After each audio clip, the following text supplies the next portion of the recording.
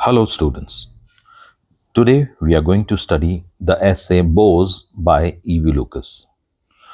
Question: mark different kind of bores as in the essay Bores by E.V. Lucas. Introduction. Edward Verrall Lucas, the early 20th century British essayist novelist. 20th century के शुरुआत में आते हैं ये, Britain के assets हैं और novelist भी हैं ये, and writer of light verse, और हल्की फुल्की कविताएं भी लिखते हैं. Light verse means light poetry. Has blended humour, sentiments and satire in his light hearted essay Bose.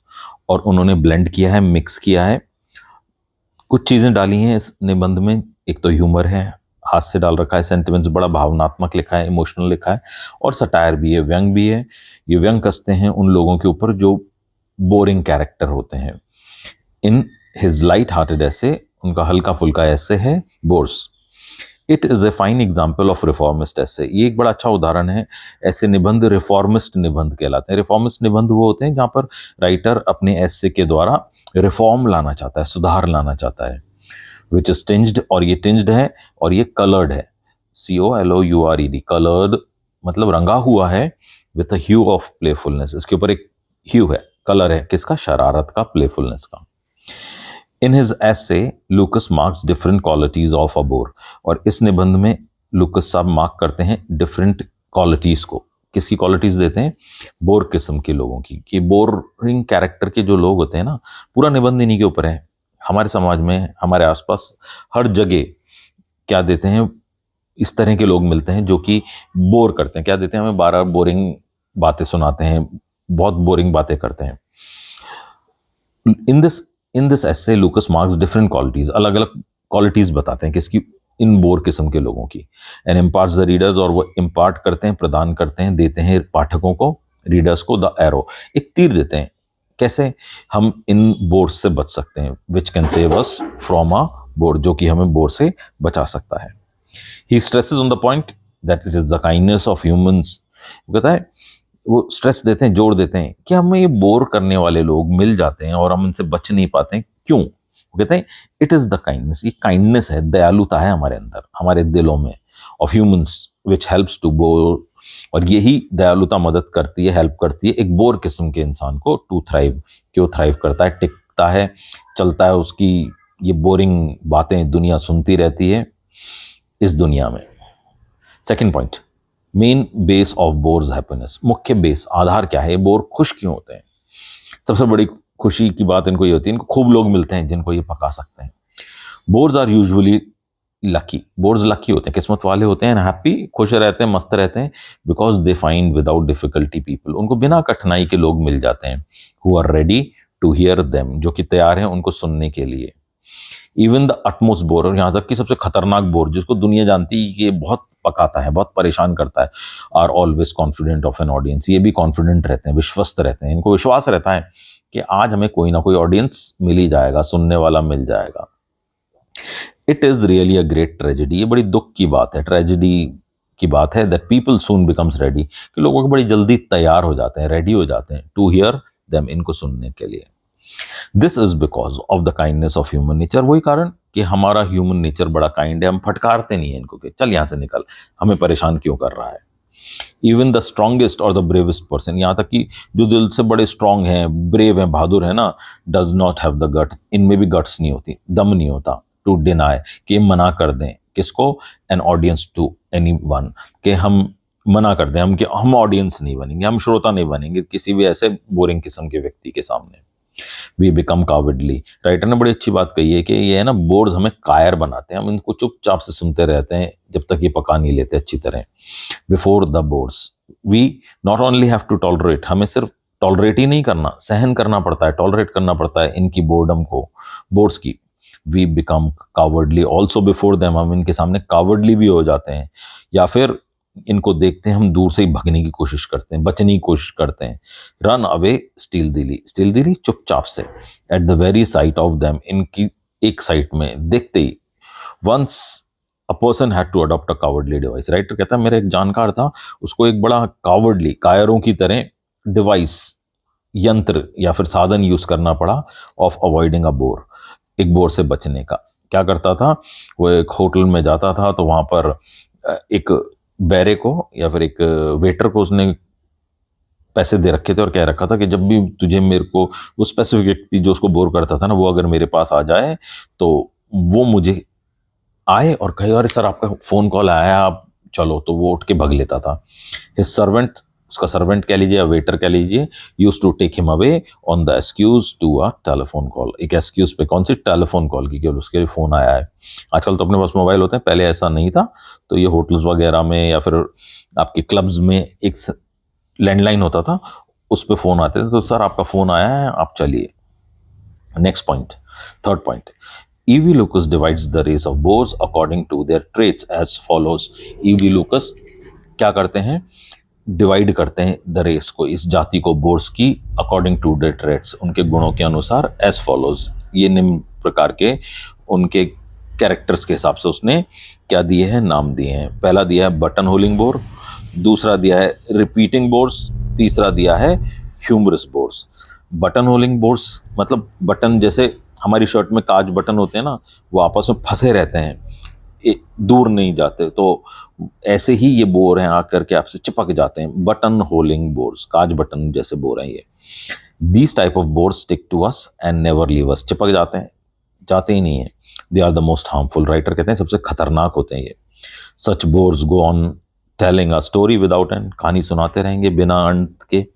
We have to show that we are enjoying the story even though the story is very boring to us, और हमें उनको दिखाना पड़ता है कि हम मजे आ रहे हैं स्टोरी के अंदर, हंसते हैं उनके सामने, even though that story is very boring us, जबकि वो स्टोरी हमें बोर कर रही है। फिर दूसरे प्रकार के बोर्ड्स बताएं, रिपीटिंग बोर्ड्स। रिपीटिंग बोर्ड्स मतलब बात को रिपीट करते रहते हैं, सुनी हुई बात है उसको फिर सुनाएंगे फिर सुनाएंगे, ऐसे बोर्ड्स को राइटर क्या नाम देता है, रिपीटिंग बोर्ड्स का नाम देता है। Some bores forces their story upon you, ये बोर्ड्स आपके ऊपर फोर्स करेंगे, जबरदस्ती स्टोरी सुनाएंगे, टू लिसन के सुनो, even though you have already heard it, हालांकि आपने पहले सुन ली है पर रिपीट मारेंगे वो स्टोरी को, ऐसे बोर्ड्स को रिपीटिंग बोर्ड्स का नाम दिया राइटर ने। You can not get rid of such bores easily, ऐसे बोर्ड्स से अब बड़ी आसानी से नहीं गेट रिड, गेट रिड का मतलब है छुटकारा पाना, छुटकारा नहीं पा सकते। फिर तीसरे आते हैं ह्यूमरस बोर्ड्स। ये मतलब ह्यूमरस का वैसे मतलब हास्य से होता है, मजाकिया, पर मतलब ये कहते हैं हम मजाकिया, पर basically they are not humorous, humour कहीं होता नहीं है उनके अंदर, बोलते हैं हम बड़े ह्यूमरस हैं। Some bores say that they have the greatest sense of humour, कुछ कहते हैं बोर्ड्स और हमारे अंदर बड़ा सेंस ऑफ ह्यूमर है, हमारी बातों में बड़ा मजा आता है। सेंस ऑफ ह्यूमर मतलब हास्यास्पद, कई लोग होते हैं ना जिनसे हम मिलते हैं हंसते हैं खुश होते हैं, ऐसे सेंस ऑफ ह्यूमर के लोग होते हैं, पर ऐसे लोग कभी बोर होते नहीं है, पर ये बोर अपने आप को ये शो करते हैं हमारे अंदर बड़ा सेंस ऑफ ह्यूमर है। In fact they are the greatest bores, fact की तो बात ये, ह्यूमर व्यूमर तो कहीं ना है उनके अंदर, जैसे कपिल शर्मा, उसकी बातें देखो ह्यूमर से भरी हुई है, पर ये बोर्ड्स कहते हैं हम तो कपिल शर्मा है पर होते कहीं नहीं है, बहुत बोर करते हैं ये।